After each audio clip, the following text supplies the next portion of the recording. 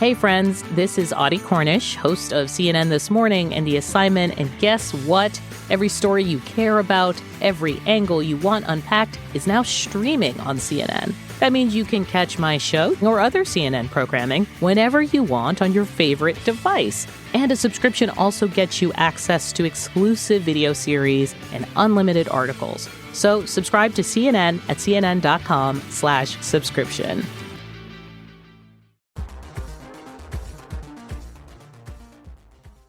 Hey there, welcome to Why We Roll, a tabletop role-playing game design podcast. We're your hosts, Chris Pickett, creator of the historical fantasy game Dance Macabre, and Wythe Marshall, creator of the political sci-fi game Stillfleet. Throughout the show, Chris and Wythe hope to amplify new creative voices.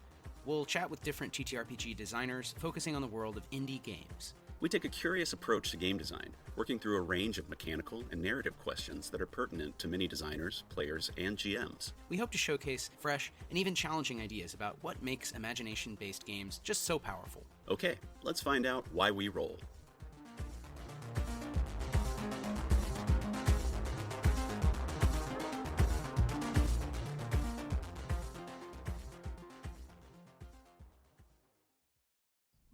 Hey, Michael. Hey, Chris. Thanks for joining Why We Roll. Hello. Hello, and thanks for inviting me along. Yeah, thanks for making the time, Michael. We appreciate it. We know it's early in the day for you, but not too long. we appreciate you. That would be pretty early for me, but I understand. Everyone has a different schedule.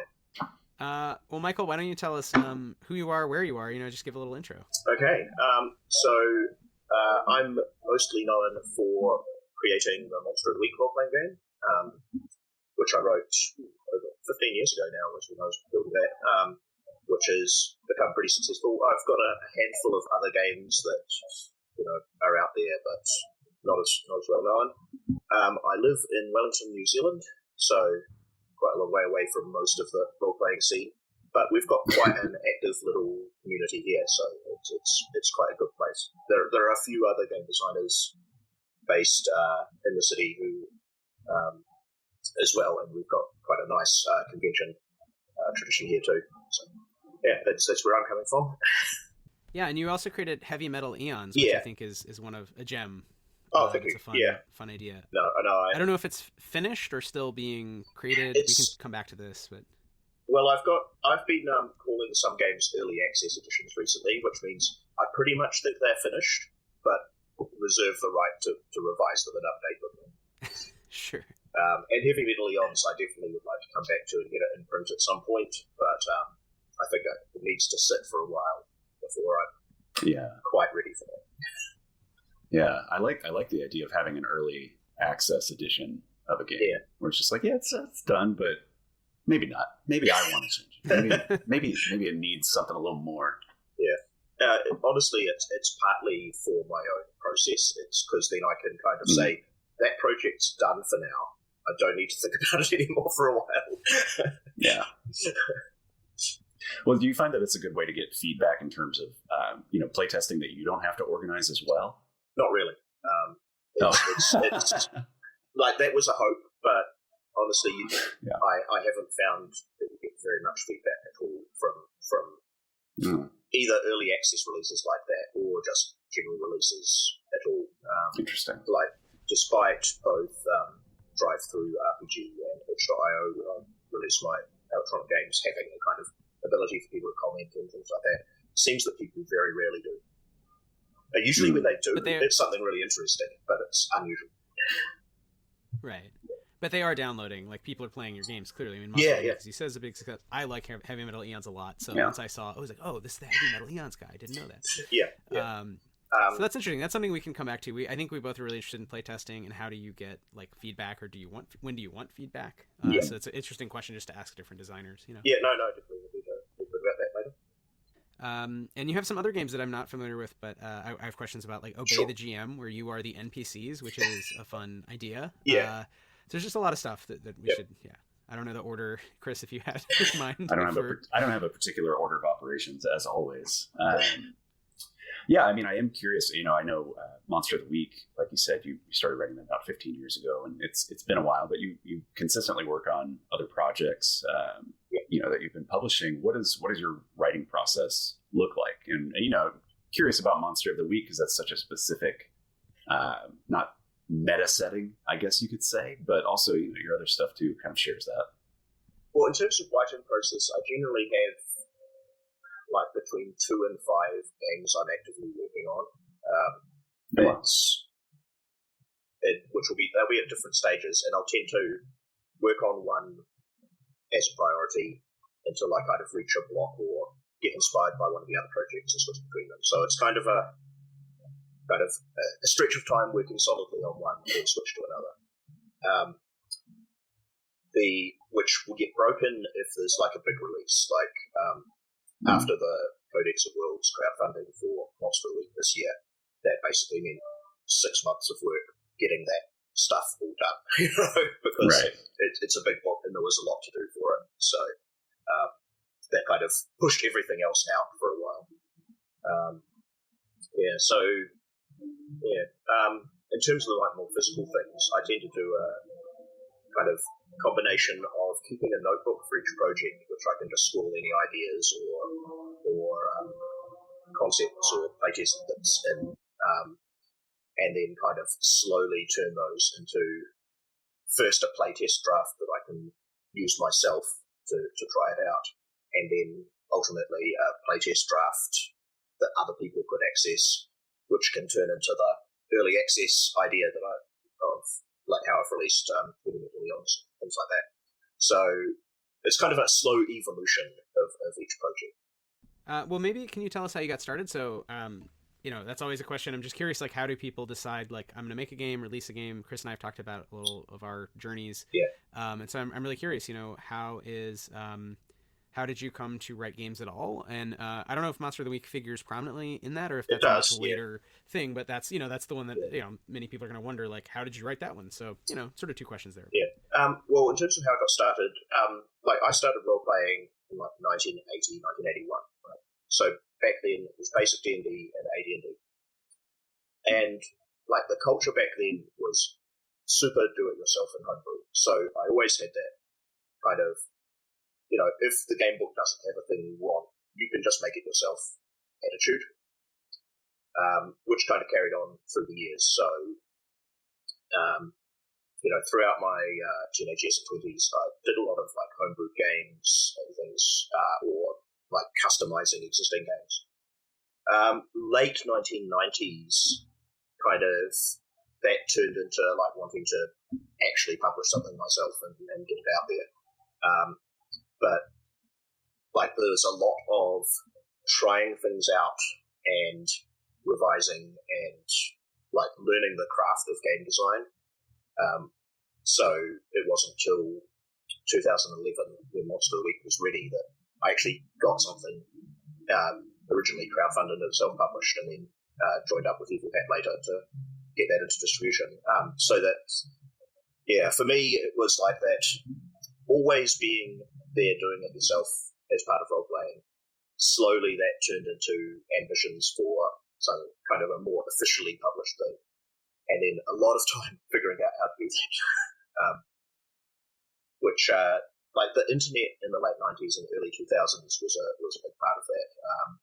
Places like the Forge forums and Story Games were kind of where I spent a lot of my internet time thinking about these game design issues. Yeah, that's awesome. I mean, that mirrors, I think, many of us at different times. We've talked about this on the show, but I came to these games in the 90s and was instantly like, I'll just make everything myself. Yeah, for sure. As a kid. And that's just kind of continued on. So I've always bought other people's games and played some of the big ones as well, but it just never occurred to me not to just Yeah, well, I think that is one of the key things that makes role-playing good, right? It's always been about bringing your imagination and your perspective and the stuff you want to do into it. And I think that kind of do-it-yourself attitude is part of that. So maybe, one question is, how do you view yourself in terms of professionalizing? When I think of, Monster of the Week, I think of it as a bigger level game, but I have no sense of like, do you do this full time? Is this something you want to do full time? How has it been working with Evil Hat, like taking something that was a smaller idea, as you said, to the scale of like everyone knows Monster of the Week? Like, what does that look like for you? Well, I am full time as game designer now, right? So it's currently giving me enough income that I can do this as my job. That took a while to happen, though. Like, it's basically the first 10 years of Monster Week's existence. It was kind of a little bit of money that was slowly growing year on year as kind of word got around and people kind of shared it by word of mouth. When Adventure Time played it, that was a huge boost for us, and that kind of took the game to the next level of people knowing it. So it's kind of since then that kind of word of mouth spread of the game has kind of increased, and I think especially during the pandemic, actually, it seemed to be one of the ones that people like to play online a lot. So that was another boost. And I guess that's because you don't need to worry about maps and miniatures or counters and all that kind of detailed stuff, which can be annoying to play in online tabletop games. So it's been like a steady build thing with a couple of lucky breaks like Adventure Time taking it on that helped along the way. I think so. I'm not sure there's a lesson for anyone from that, except hope a big podcast plays your game. Well, I think it's also like very well written and very accessible. I remember hearing about Monster of the Week. I mean that. I remember hearing about Monster of the Week, I think for the first time, and I want to say like 2015, maybe. I was playing like a 5e dragon game with some friends in the area, and our GM really wanted to run Monster of the Week. So that was the first time that I played it. And I was really struck by a couple of things. I mean, one, that again, it's extremely accessible. It does favor theater of the mind, which does help with online play quite a bit. But I also, it's different for everybody that plays games. I like theater of the mind. I prefer it over having maps and minis. So that was something for me that automatically I was like, oh yeah, great.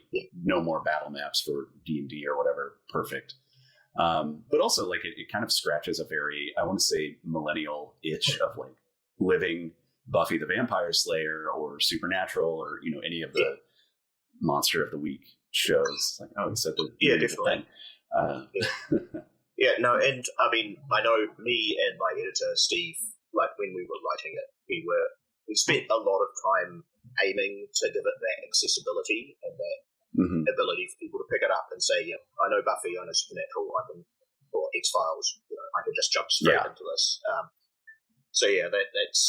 It's kind of one of the things I'm most proud of about it, actually, is that we do seem to have managed that, where that kind of accessibility is there for people to pick it up. Yeah, absolutely. Yeah. And I think that's something with games that's interesting. And a lot of the breakout games have obviously been, what we call high fantasy or low fantasy, right? It's either Tolkien or Elric. Or sci-fi, or science fantasy, somewhere in that spectrum. But with modern games, I grew up in an era where Vampire the Masquerade had like blown up, and that was really fun and different.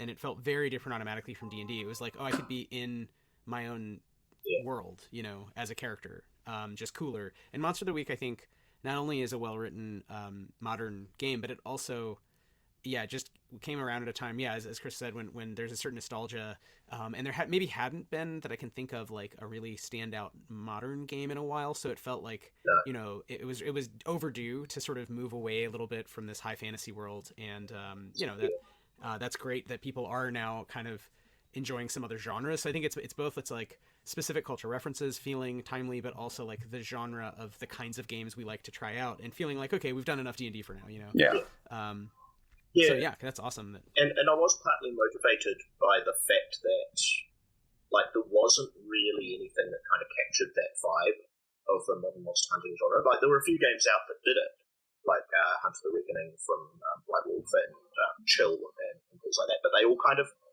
had, I would say, maybe like a very specific take on it that kind of pushed you a certain way and didn't quite capture the feel of those kind of adventure TV series, which is what I was aiming for with Monster of the Week. I definitely felt like there was a gap that I was aiming for. Yeah. because the White Wolf stuff is all very eschatological. It's kind of like the world is ending. Whereas I think Monster of the Week does feel it has a narrative structure that is tied to a TV we grew up with, which was not about. Buffy, I guess, it sort of ultimately is all. It can be. Yeah, but you don't really start there. Yeah. Yeah. Day one of Vampire was like everything is ending, and I think Monster of the Week has a different vibe generally. Yeah, it's tonally very distinct from most of the White Wolf stuff, which I think increases the accessibility and makes it refreshing. This Monster of the Week is one of the games that like my partner Jen and I shepherd people into TTRPGs a lot by playing one shots of stuff. Yeah. And it's like, people who have wanted to play for a long time, haven't been able to, whatever. But Monster of the Week is one of the games in our rotation because for someone who hasn't been playing D&D or isn't into Tolkien or high fantasy, low fantasy, apocalypse stuff, it's much easier to kind of imagine yourself in that space, which, again, millennial nostalgia, I think helps a lot with that. And I think it's also the apocalypse world thing of like having your class as the hunter playbook, a little pamphlet that you can sit down and go, here's everything that tells you who you're going to be. I think that's a really great little bit of technology that, I guess the Bakers didn't quite invent it with Apocalypse World, but they certainly did a great job of like distilling it into a nice form, which I've then used. Yeah, absolutely. Yeah, and the rules themselves, mechanics matter, and we talk about in the show, even though, to another degree, system doesn't matter and have fun with whatever. But I think PBTA is pretty great, and so obviously it's also backing that horse at a time when, again, more people I think were ready to try something else. Yeah. And that one was, that and maybe Forge in the Dark are there is kind of pretty obvious. And then more just sort of generic, roll 2d8, roll 2d6 kind of systems. But I think a lot of even the success of those is derived from the success of the Apocalypse engine. Yeah. So maybe if we can ask about some other games. So where maybe you could tell us, how does sort of Monster of the Week fall within, all of the games? Like, had you been working on that forever, or is that just one thing? You've worked on lots of games and that one just happened to do well, but you have a ton of games, or several others at least, right? So I'd been working on that for a few years before its initial release in 2011, or initial crowdfunding, I should say. Basically, from when I started watching Supernatural, that's basically exactly the inspiration for it. It was like I kind of got to the end of season 2 of Supernatural and was like, why isn't there a game that does this? So I started writing it. In terms of other things, like before that, I had a few games on the go, most of which have been abandoned. One of them I'm still actively working on now that I think I originally started in like 1998 or so, which is Glorious, which is Napoleonic naval adventure stories. So like O'Brien's Aubrey Maturin and Forrester's Hornblower books, all that sort of thing. So that's kind of my longest running development game, which I'm hoping to get finished in the next like 6 months. Oh, that's so interesting. That also reminds me of Sharp's Practice from Two Fat Lardies. That war game, it kind of like ties into that kind of similar idea, but different take on it. That's really cool. And along the way, there've been, like, certainly in the early 2000s and 2010s, I took part in a lot of like game jam type things, like game chef contests and things like that. So there were a few games there that were kind of done as exercises and pretty much abandoned. Although one of them survived. My card game, role-playing game, Three Dooms, came out of one of those contests, although it's completely different to the contest version. Yeah. I was going to ask you about Three Dooms because it seems kind of fundamentally different from Monster of the Week. And also, I feel like most of your games actually have very different approaches. Natural Philosophers is very different than Three Dooms, is very different than Monster of the Week. I don't really know much about Heavy Metal Eon, so I'm curious to hear about that as well. But that one feels more like Stillfleet, honestly, Chris. Maybe Michael, maybe you can walk us through. So why don't you walk us through some of the other games that you've developed that you're either proud of or just things we should mention that are not Monster of the Week, which we emphasize. There's lots of other games coming out. Well, I'll do them in chronological order because that's probably easiest. So Three Dooms is the earliest one I released. So it's a card-based game. It's probably most like The Quiet Year, if people know that one. And in this one, you're a Stone Age community, and you're dealing with the events that come up out of the card deck, which will prompt you to decide things about the events that happen in your community or the traditions they have, how they do things. and the three dooms of the name are three terrible events that you shuffle into the deck that are going to hit you at some point or other. And so basically it's like you develop this community, the family trees, the traditions they have, and then see if when the disaster happens, will they survive. So so it's very much a like map making, building up a history, and as I say, nothing at all like Monster of the Week. No, I like that a lot. I like the approach of collective storytelling, which obviously role playing does at its heart, but having something be so specific. I haven't played Three Dooms. I mean, I have played Quiet Year, and those kind of meditative map making storytelling games are always so effective. I also find that there's something interesting about the genre of some people have, I think, called it stone punk, but just Stone Age stuff, even Bronze Age, frankly, where it's so far before even medieval times that it doesn't. It's like trying to go earlier than where people imagine the Hyperborean age would have been had that been real and not variously problematic. And it's interesting because some of the real history there is so fascinating, but there's so much less known, and the stuff we do know about tends to be, to me, it's like ancient Egypt. Okay, it doesn't feel as interesting as thinking about the entire rest of the world where there were cities and we just don't really know what's going on in Turkey or India or all throughout the Middle East, the Caucasus. You have these remains, early towns throughout Europe, have been excavated where there's stuff happening there. We just, it's not written. There's not a written language. So I think making games in that setting is just, it's sort of automatically more actually mysterious because you literally can't find out real information. No, as long as you're not, then putting in fantasy. Chris and I like a game called Paleomythic. So that was just one that we were chatting about. By Graham Rose. So. Graham Rose calls it stone and sorcery for Paleomythic, which I've always been a big fan of that tagline. Right.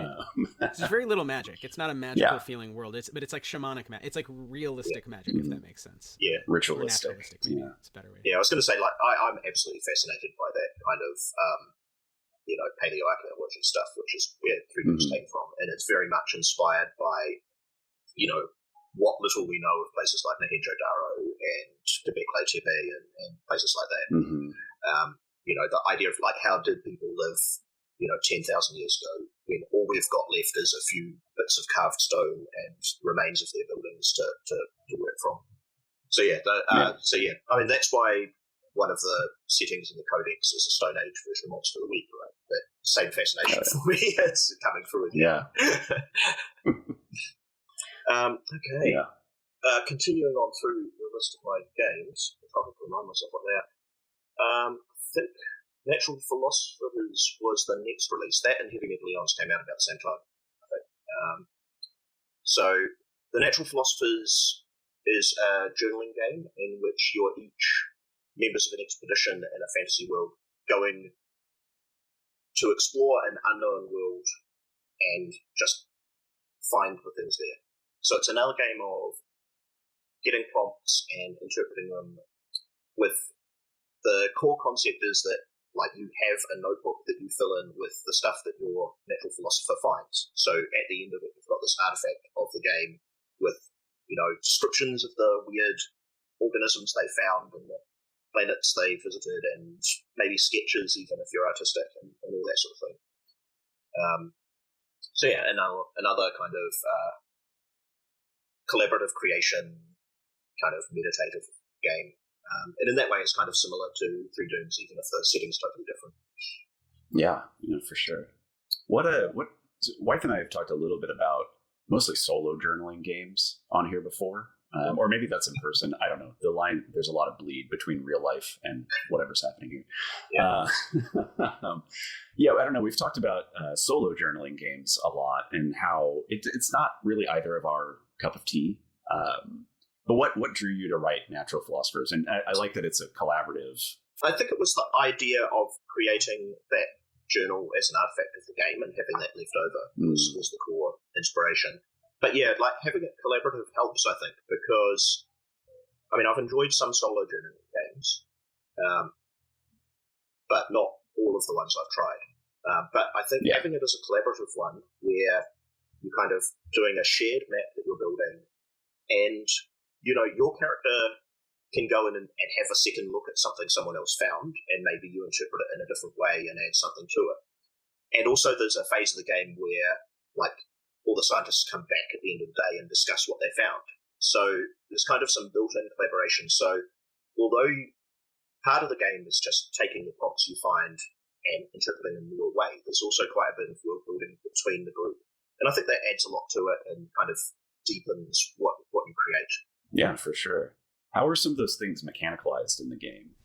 Are you rolling on tables? Is this card draw kind of like 3D? Yeah, there's a bunch of tables which you roll to give you basically some keywords to inspire you, and then there's a phase where the natural philosophers go out to observe things for the day. And so one person will roll on the table, so everyone will have some keywords to inspire what they discover that day. So you think about that, you write it in your journal. Then the next phase, you're all back at camp, and each of the philosophers talks to the others about what they found. And you can kind of set that scene to be formal or informal depending on the nature of your character and what you found and what it is. So it might be a lecture you give to the rest of the expedition, or it might be a chat over dinner or something. But yeah, there's the back and forth of like the solo bit where you're like doing your own thing. I mean, maybe you'll be chatting to the people in the group, of course, as you do it. Sure. But it's essentially a solo deciding what you find, and then there's the kind of discussion around it. Aside from that, there's not much mechanically. There's a little bit of kind of resource and time management. So basically, you've got a timer of how long your expedition can go. But that's really just kind of to give an endpoint to the game. Yeah, a very necessary endpoint. Because otherwise it could just keep going forever. And I think it's also that sort of thing. It's nice to have an endpoint because you can stop it before it kind of gets tired. Yeah. And endpoints are arcs, right? The endpoint lets you say there's some meaningful change that has happened that we're marking out or heading toward straight on or whatever. Even with natural philosophy, it's interesting to think about that, having stories, because I was trained as a historian of the life sciences and anthropologist, and there are like stories that are kind of interesting about discovery and like fossils being displayed wrong or people getting in fights about naming things. And now, of course, a lot of it's we're trying to decolonize science, so like there's a lot of like, oh, this fossil was stolen without permission, or and so I think making stories out of that is a really cool idea that is very different. I like even on the page you're saying it's like not a game about combat, so that's something we're always trying to think about, like how do you mechanicalize not fighting in interesting ways. Oh, that makes sense. There's just no rules that you could even apply to fighting in it. you can't land a punch. You just don't allow it. I guess someone could interpret one of the prompts as getting into a fight. That's the only way. Sure, yeah. I like that though. A little bit off topic, but I mean, I was looking at your website for this. Have you watched Scavenger's Reign? Have you seen this show? I haven't. I think you would love it. Just based off of the illustrations that you have. Yeah. It's very good. Just based off the illustrations that you have for the natural philosophers, there's a lot of similar kind of like creature design. And it's very much about like exploring an alien planet, an exoplanet, and basically doing biology there. Actually, getting the art made for natural philosophers was one of the most fun parts of it, because I've often collaborated with the Colombian artist Juanacoa, and when I went to him with this project and said, I want you to create like weird alien organisms that you can't really identify if they're animals or plants, and go as crazy as you want, he just absolutely loved it. Because I think because he's a big fan of like the old Mebius comics, I think he just used that as an excuse to dive right into that and do really wild stuff, which was just perfect. Get Blister Critters, the new game by Stillfleet, which also is sort of the entity making Why We Roll. Blister Critters is super fun. It's by Tony Grasso. He's an amazing artist. He did some art for Stillfleet. It uses the same system, the grid system. But in this case, you are playing as mutant cartoon animals. We're funding now on Kickstarter. Honestly, we really could use your support. We just want to add more and more cool stuff in the boxed set for the game. You can also get the book on its own. The rules are really simple. There's a free quick start if you're interested. You want to see, what do they mean by playing as a mutant cartoon animal? How would that even work? Well, check it out. blistercritters.com. More information there. Thank you. Bye-bye. Yeah, that's fantastic. I love the Mebius vibe. And I bet Wayne Douglas Barlow, who did a lot of fantastic science fictional art, meaning like, he's trying to illustrate in a really hard science fiction way, like what an alien organism might look like on a different setting. And it was so cool as a kid. I remember leafing through all these books. Like, he did a lot of covers for like, I think 80s, maybe sci-fi novels, but he had a couple art books of his own that are just really interesting ideas about like, okay, here's a world where everything look, whatever. And even did some, I think, with a guy from National Geographic, a writer, Right. I can't remember the guy's name without looking it up, but sort of speculating about what if life on Earth had evolved differently, and the combinations of things where they're very familiar because they're drawn in that painterly, like, when Nat Geo was like the smarty pants thing to have on your table, I guess, along with like the New Yorker. But that style is really cool. But then to bring it in the realm of speculation of fantasy was just like super inspirational. Yeah. So anyway, so you have a lot of collaboration throughout all your games. That's one thread that we're sort of sussing out. That feels. Does that feel right, Michael? That you're sort of interested in how people build these stories. Yeah, definitely. Well, I was talking before about like the do-it-yourself and the imaginative like being one of the key things that role-playing gives you, and I think collaboration is part of that too. It's the fact that you can sit down with a group of friends and tell a story that none of you would have come up with on your own is really great. That's kind of what keeps me coming back to the hobby. Well, not that I ever really left, but yeah. Did you ever? Have you left the hobby since 1980? Not really. Yeah. I mean, I think there's been periods where I didn't have a regular group or anything, and couldn't Sure. put something together for a bit, but not often. No. I think that's the plight all of us face at one point or another. Yeah. I think hobbyists here. Events like when my daughter was born, and it pretty much put a jinx on any gaming events for a year or two. But that makes sense. Aside from those sorts of major life events, I don't think I've really moved away at all. I like it. We like commitment. I was going to say before we move on too far. So you said Wanokoa. Yeah. Is the artist that you worked with on Natural Philosophers. We'll find their website. We'll put a link in the show notes. For Yeah, that. definitely. I like their work. He's done. He did the art for Heaven and Eons as well, and the cover for Asia. Oh, cool. And he's illustrated all the Monster of the Week stuff too. So most of the internal illustrations in Monster of the Week are half one and half Kurt Komoda. So that's kind of how I got to know him.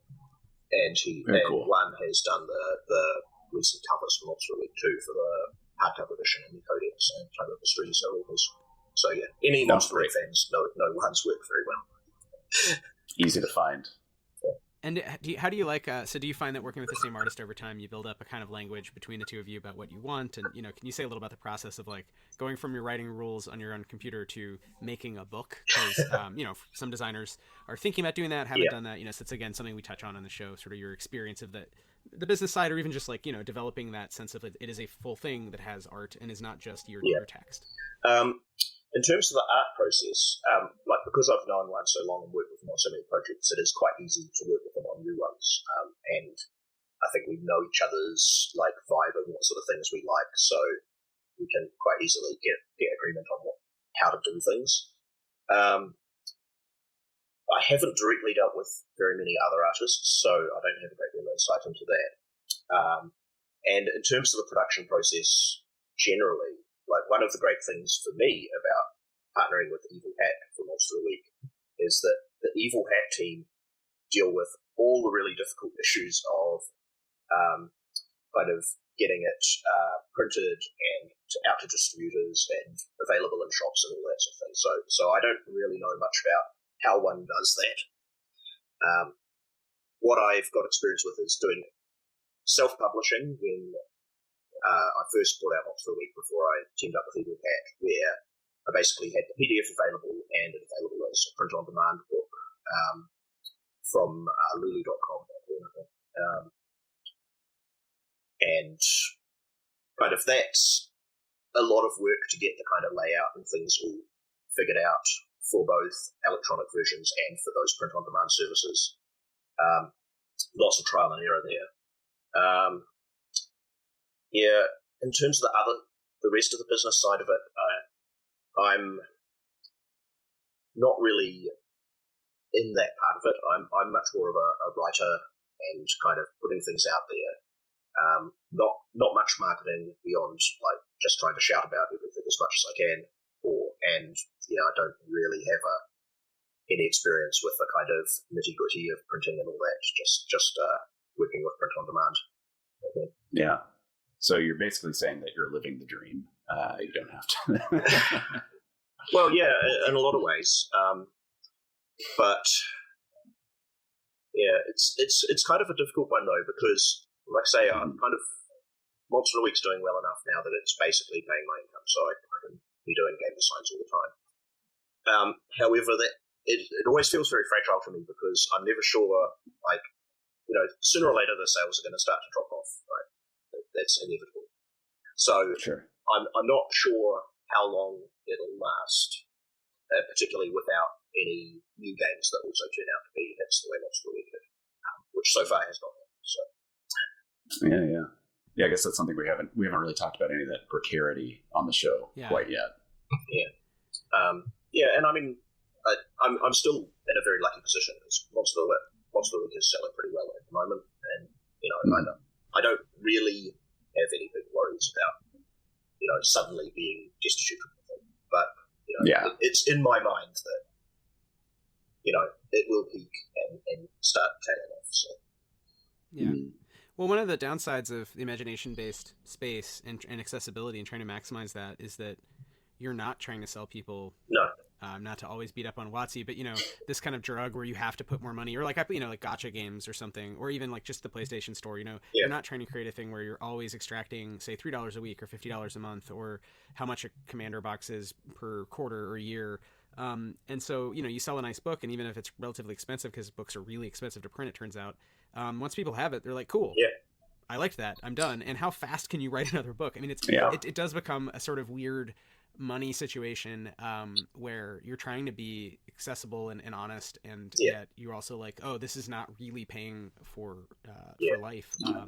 So it's and also it's strange. It is, and I don't want to like release a new issue of Monster of the Week because I need the money, right?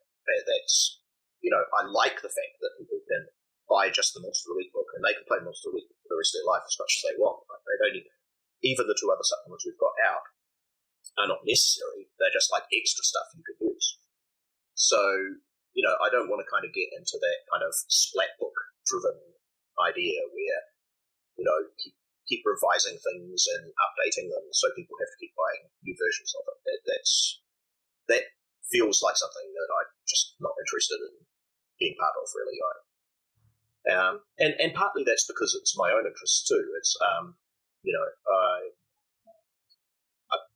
wrote Monster of the Week quite a long time ago. I played so much of it while it was in development that it's very rare for me to get to the table now. It's pretty much only if I'm demoing with people or playtesting some new little bit. So like it's not really where my mind's at. I'm more interested in the games that I'm going to be releasing in the future than the ones from that I've already done. Yeah, and maybe that's a good time to turn to Heavy Metal Eons. Sure. Because it's got a cool name. It's a cool idea. Maybe you can pitch it in a second, just sort of describe it. But also share specifically just scores being different dice types, which is something that I got really excited about. I sort of had never seen before. Now I do find these other it's prefigural. It's definitely around.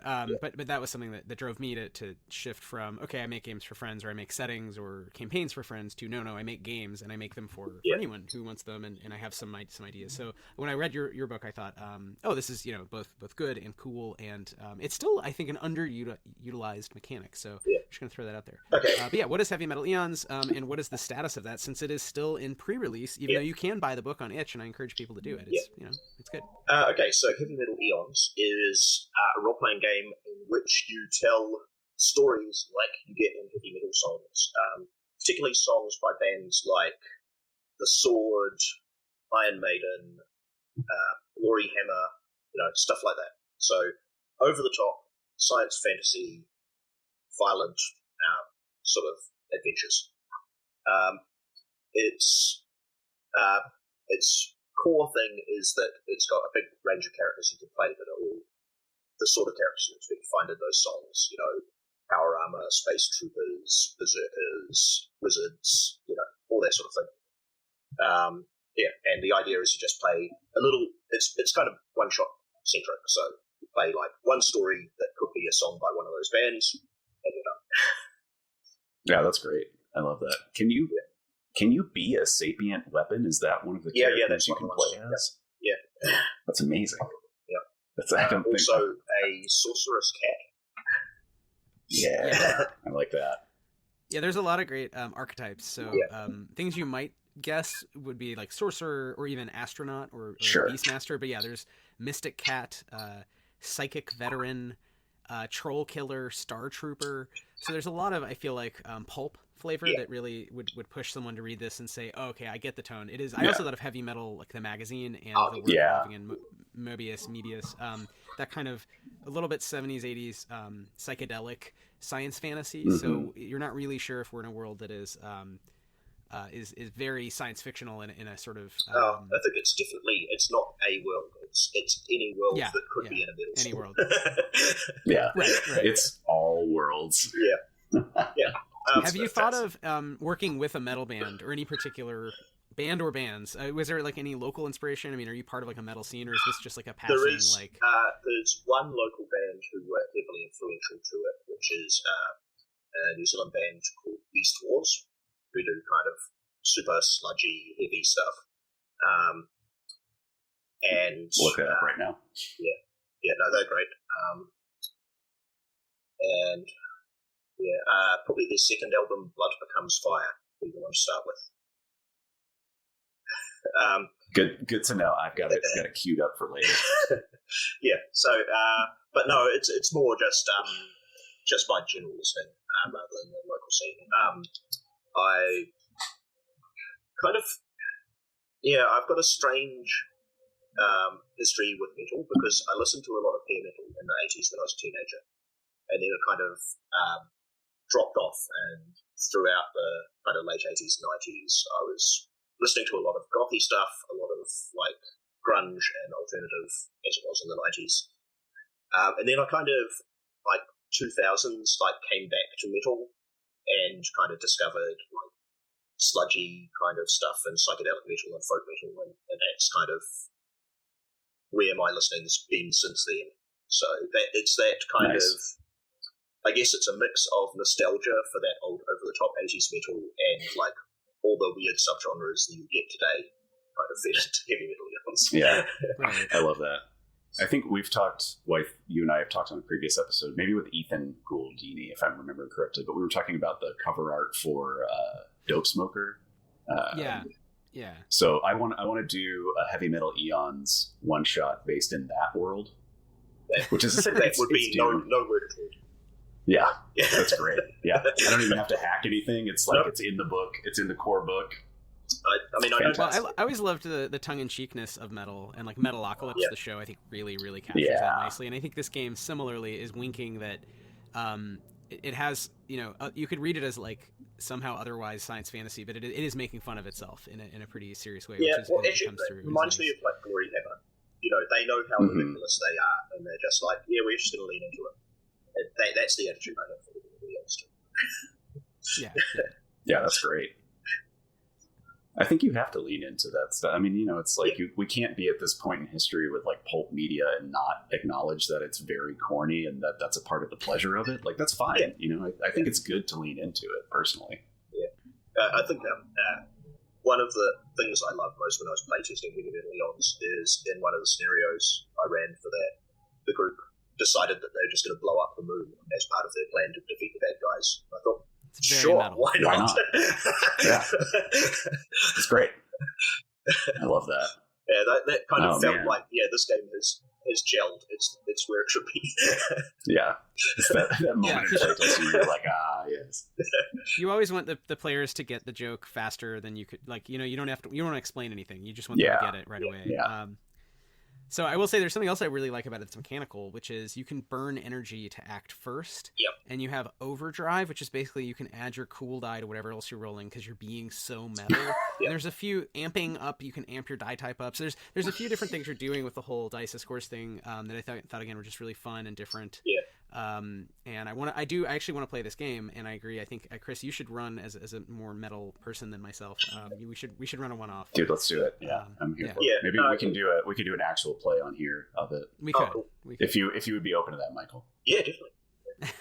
You can't stop us. Yeah, I we're mean, gonna do it we anyway, wouldn't do bro. it if we said no, but It would be fantastic. I mean, I think one of the things that it suffers from is like it's hard to get the word out about it. So run a game. I would much appreciate it, and I'll be happy to help if you need anything. Yeah. well, in terms this is kind of a business. Let me just say that like all those kind of like basically I wanted when you took action for it to be cool, right?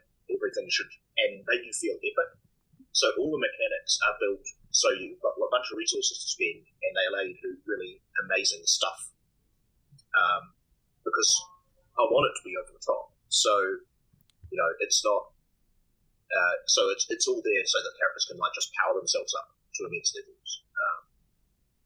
One of the kind of cool concepts of it is the idea that like your heroic sword master should be able to just like annihilate an army of goblins or skeletons or whatever. And so that's kind of built into the game with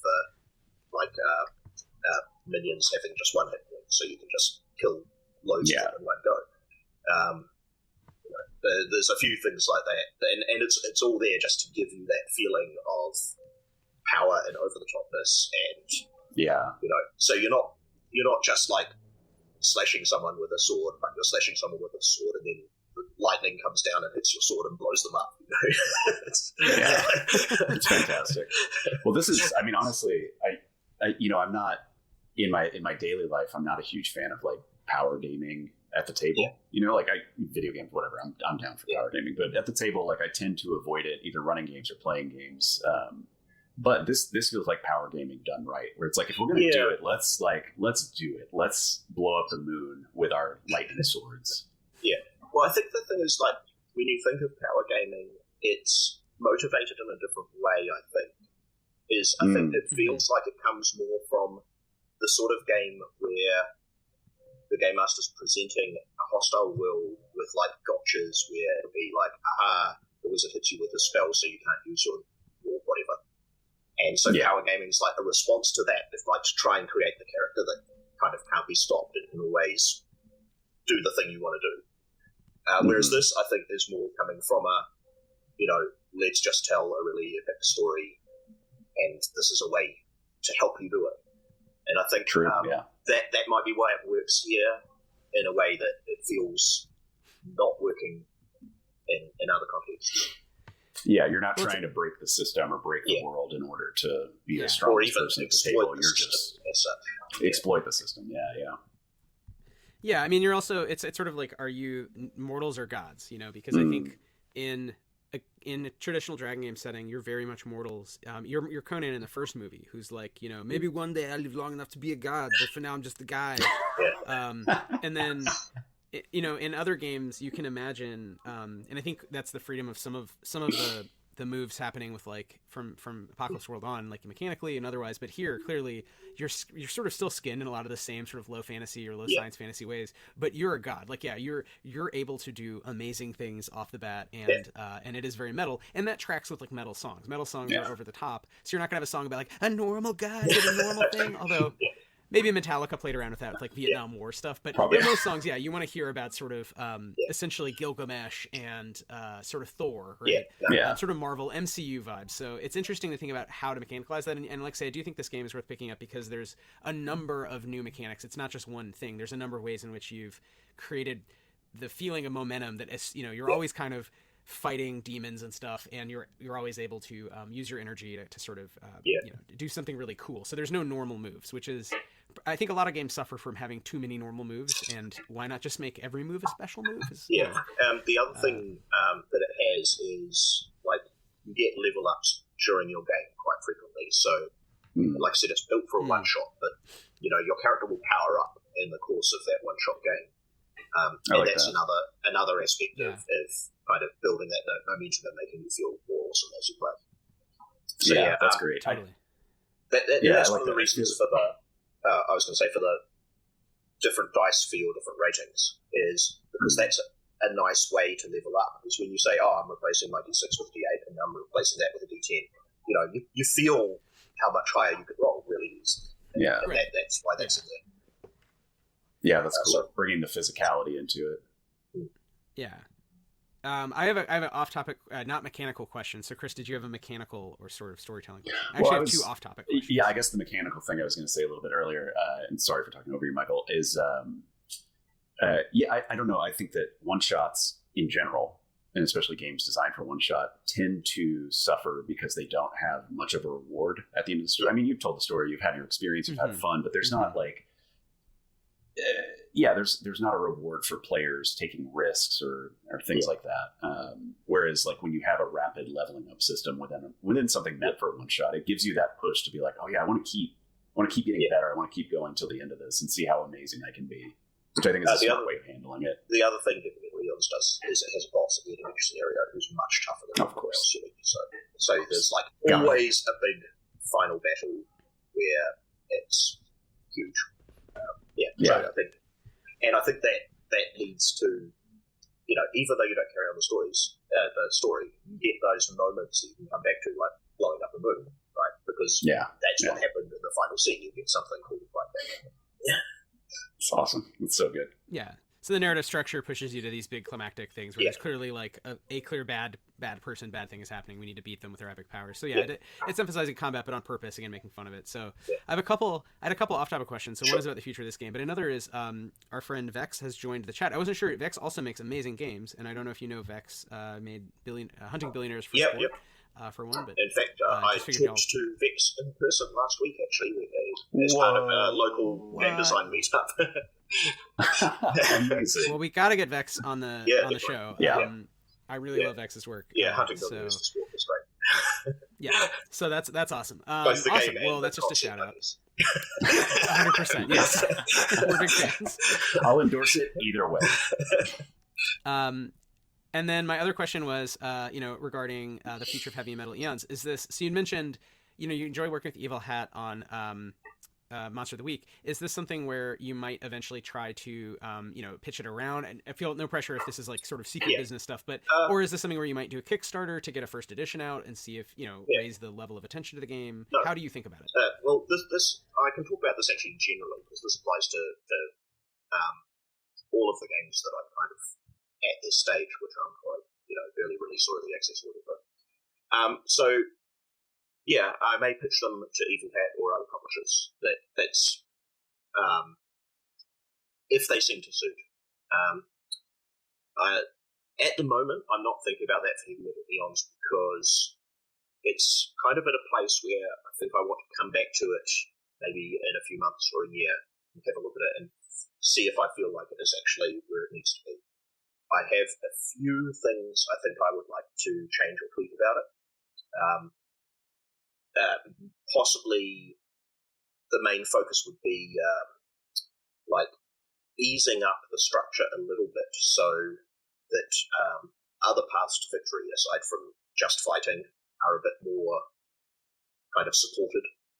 And they kind of are, but it's very implicit at the moment, I think. And I'd like to see, write a bit more about how to kind of support that and play better.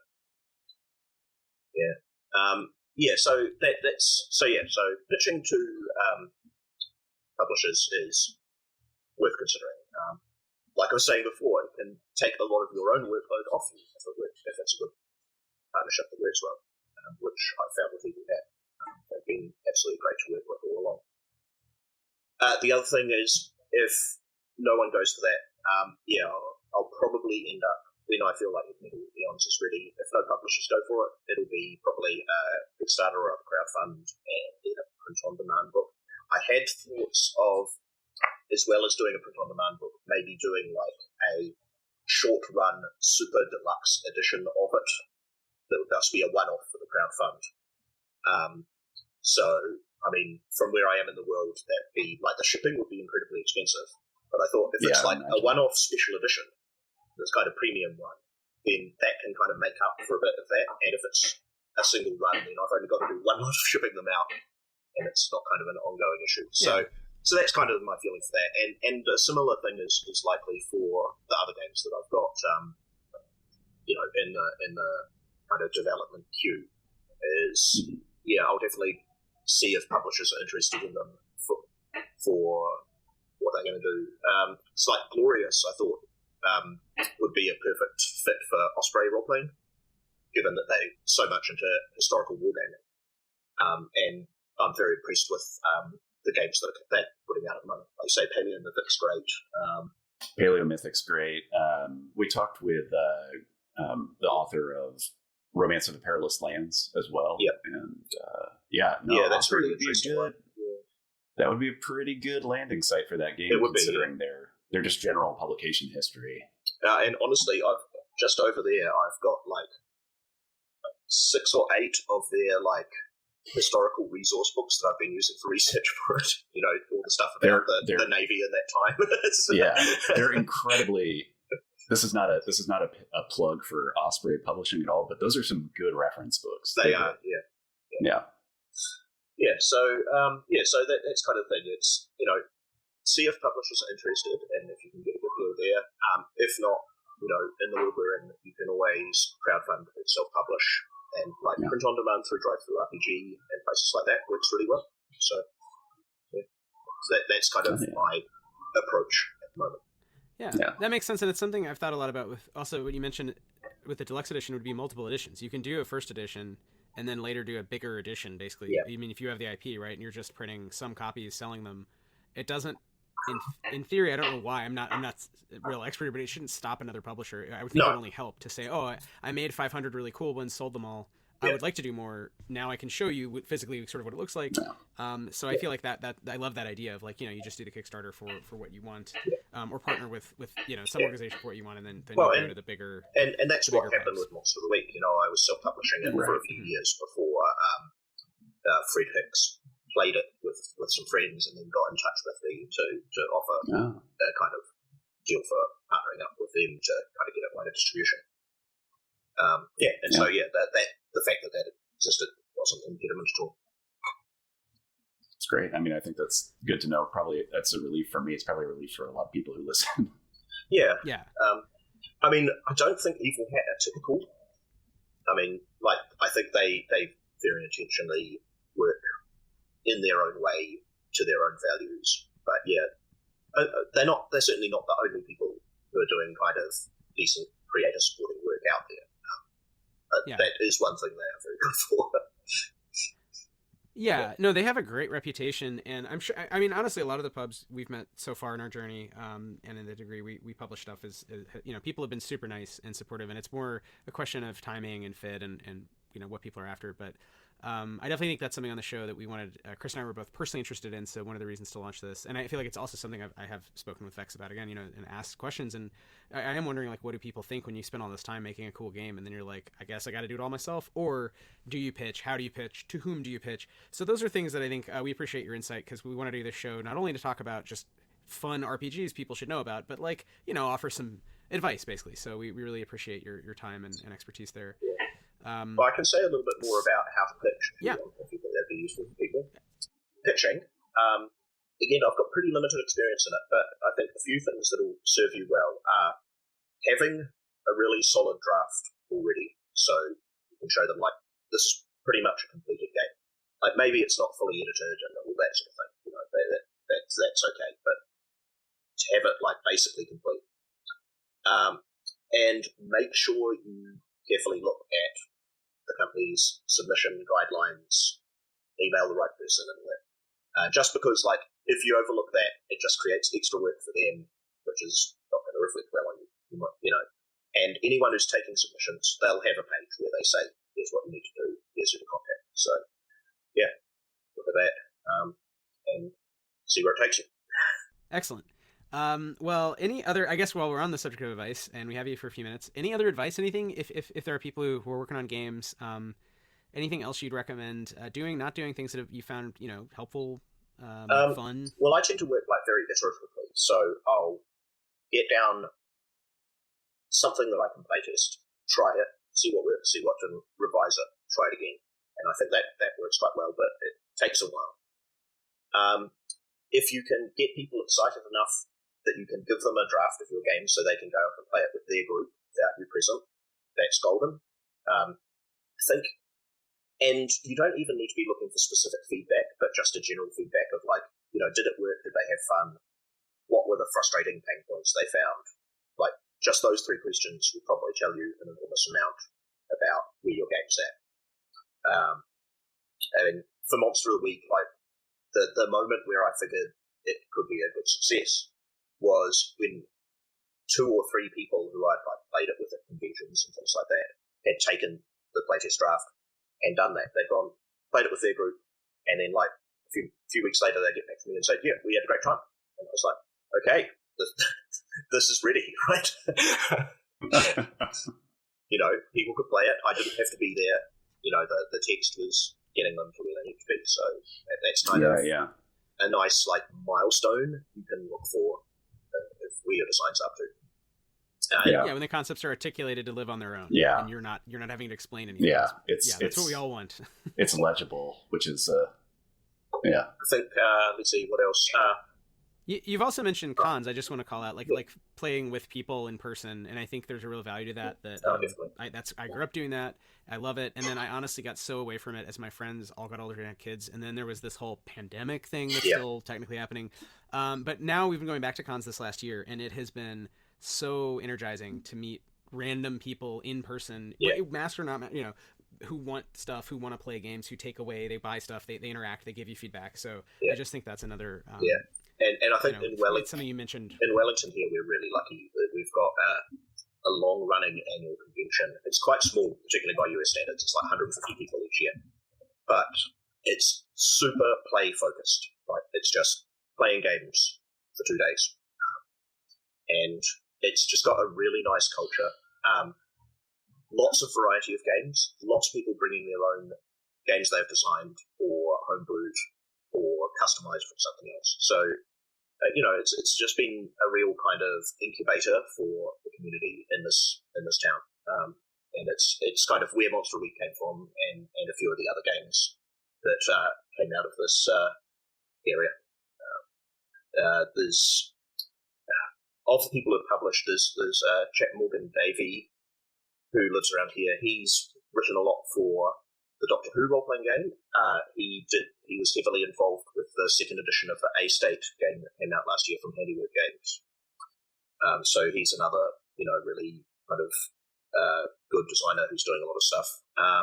There's also Dale Elvey, who does a lot of self-published games. His most recent one is Arcane Crimes Division, which is like a fantasy buddy cop mystery game. It's really cool. So we've got a lot of people doing stuff here. Those are just some of the ones who are like published and out there, but there's a lot of other people like Vex doing stuff here too. Yeah, it's almost like a more functioning democracy than ours produces a higher per capita group of artists and designers. I'm not sure our political system is that much of an influence on it, honestly. Yeah. No, I'm just taking a dig at your own. Yeah. I read depressing U.S. political news constantly. So, I mean, we'll take any opportunity to. That seems fair. In our heads, it's like you're in the utopian side of the world, which I know is not true at all. But it just seems that way. We just elected our own bunch of. Not the best people, shall we say? Sure. Yeah, we can. That's going around. What's up with that? What's up with that? All right. Well, and Vex has had some really good thoughts in the chat. I just want to call out, give people questions before we play test. I think that's brilliant. Yeah. And I love the sprawl. I would love to. Oh, Yep. Yeah. About the giving people questions before, I think that depends a lot on what you're playtesting for. So, like, if you're going into it and you're like, I really wonder if this little bit of the system is working, that's when you give people a question about that. But I think there's also a playtest where it's just you want to understand if the game is working and giving people the experience they want. And in that case, it can be good just to say, here it is, go for it. So I mean, different approaches for different stages of completion, right? Yeah. Like in different games, maybe. Different games. Well, I think it's like not all playtesting has the same goal. Like it's all there to polish the game, but sometimes you have specific things in mind. Sometimes it's more general, I guess the key thing is like be intentional about what you're hoping to get out of it, and that can guide what you ask them before and after, and what you're interested in doing. Always solid advice to be intentional about what you're doing.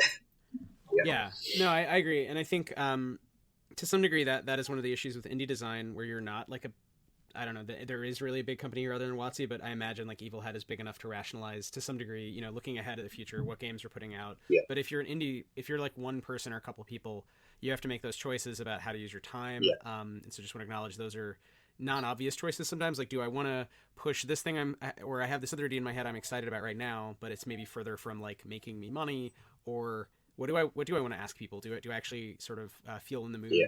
And so I think that's again part of the question of like, how do you professionalize or go from a cool idea that's fun with your friends to like publishing a book? So, Michael, we've been talking for over an hour, and I just want to say thanks again for chatting with us. We really enjoyed it, and I really think we should have you back on to talk about Heavy Metal Eons, if that is something that's if to the degree, you know, that's something moving ahead. We'd love to play. Maybe we could play one version now, and then when you're ready, maybe in the future, we could play like the version 2. That would be fun. And talk about that. Yeah. That would be like a fun, just, you know, exercise for us. Yeah. I'm not sure when that's going to happen, that next version, but in theory, that's okay. Yeah, well, again, thanks for having me along. It was great talking to you. It was a really interesting conversation for me anyway, hopefully for you and any viewers as well.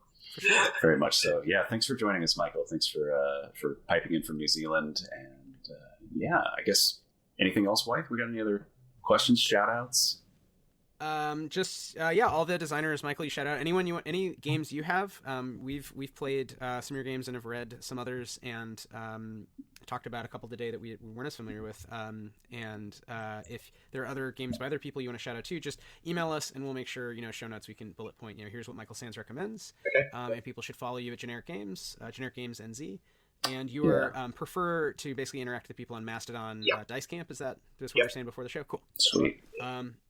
So you can find Generic Games NZ on Mastodon at Dice Camp, and that's where certainly Stillfleet Studio is going to be on Dice Camp. One of these days I'll get around to checking out Mastodon, but until then. All right, y'all. This has been Why We Roll, and again, thanks, Michael Sands, and we will see everybody in probably a week, I think, Chris, or actually just a couple days. In a couple days, yeah. Just a couple days. Just a couple days. For more gaming. More gaming. All right. All right. Thanks, everybody. Yep. Take care.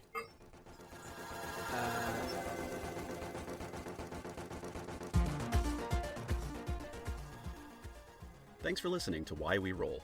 Our theme music is by the brilliant Sam Tyndall and Arpline. If you enjoyed the show, please subscribe wherever you get your podcasts.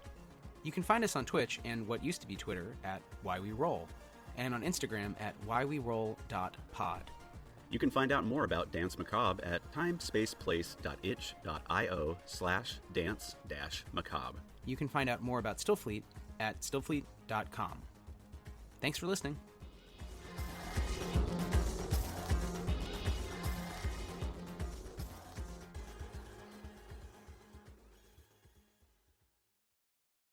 Hey there, Hugh from Podderation here, and if you like today's show, why not have a listen to the All Things Nintendo podcast? Hosted by Brian Shea, former director and Game Informer and lifelong games journalist, the show explores the ins and outs of gaming's oldest company and one of its biggest, featuring interviews, featuring reviews, featuring everything you want to know about the world of Nintendo. If you'd like to learn more, check out our website at podderation.com.